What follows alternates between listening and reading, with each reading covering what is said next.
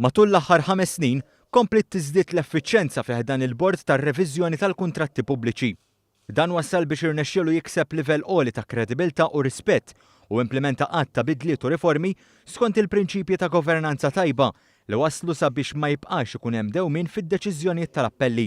Il-Ministru għall-Finanzi Edward Scicluna qal li l-bord jaqti funzjoni importanti fit-twettiq ta' proġetti għal ġid ta' Malta billi jisma' u jiddetermina l-ilmenti mresqa minn persuni jew kumpaniji li jħossu li kuntratt ma jkunx ingħata b'mod regolari.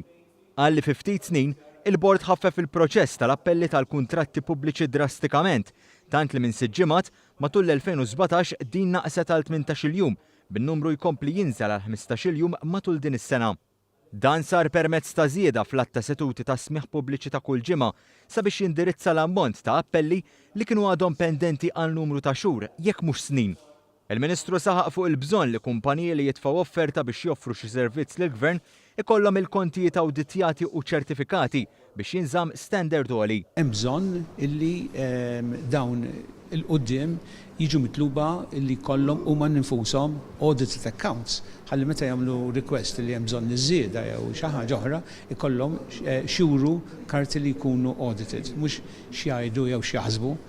Il-Ministru semma wkoll kif kien ta' onura l Malta li ġiet magħżula biex tospita l-ewwel avveniment tal-First Instance Review Boards organizzati mill-Kummissjoni Ewropea.